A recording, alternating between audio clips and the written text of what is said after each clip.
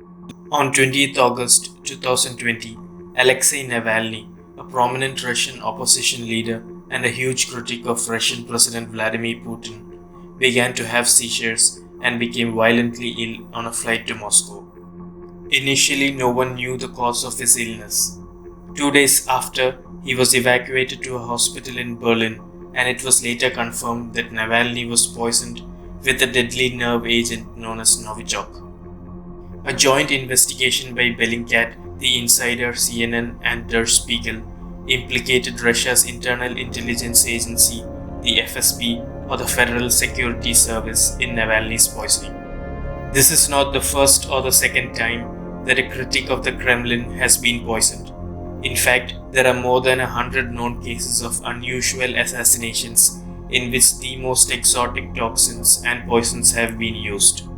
Russia is a member of the Chemical Weapons Convention, which bans the usage of such weapons. In 2017, Russia declared that it destroyed nearly 40,000 tons of nerve agents, which is by far the largest declared stockpile in the world. So why did Russia build the world's largest stockpile of chemical weapons? And what exactly is Novichok? A century ago, in 1921, a special office was set up by the Soviets to experiment with chemical and biological weapons. It would later take on many names including Chimera, Lab 1, Lab 12 and the Cell. During the 1930s and 40s, under Joseph Stalin, this lab was extensively used by the People's Commissariat for Internal Affairs, or the NKVD, which would later become KGB, the infamous spy agency. The lab gained more prominence during the Cold War as an intense arms race between the US and Soviet Union broke out.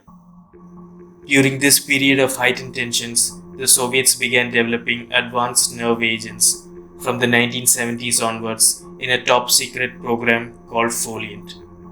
Novichok agents were developed in the Foliant program. There are two main classes of nerve agents, G series and V series. The V class agents are more potent than those of the G series. The arms race during the Cold War meant that both the US and Soviet Union weaponized chemical agents on a massive scale. They were fielded in rockets, aerial bombs, artillery shells, and even landmines.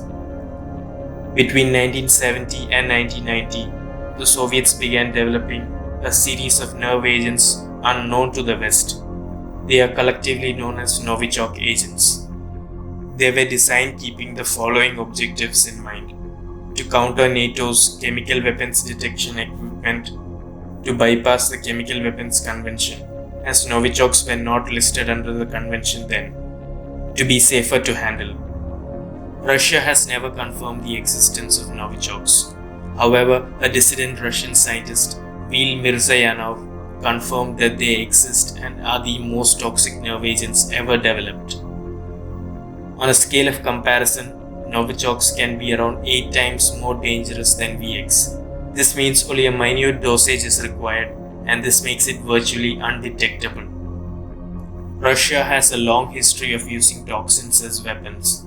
Some of the most prominent assassination attempts using poisons include that of Georgy Markov, a Bulgarian dissident writer who was poisoned by a ricin pellet from the tip of an umbrella. In 2004, former Ukrainian President Viktor Yushchenko's food was poisoned.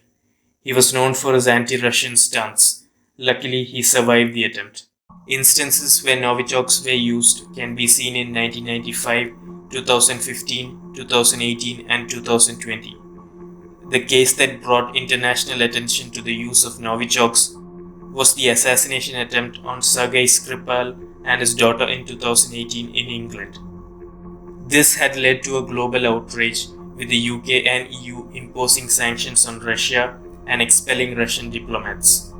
In 2020, it would be Alexei Navalny. But the good news is that both Skripal and Navalny survived. This leads us to a very important question. Are nerve agents really worth the effort? Novichok is a binary weapon, which means that it uses 2 or more non-toxic chemicals that are mixed at a specific time to form the weapon. This has a disadvantage. Careless preparation may result in a less effective agent, and this explains why several assassinations have failed. The method has only remained effective in creating an atmosphere of fear. This could be the reason why Novichok is used, despite the chances of failure, the high cost of research and development, and the political backlash.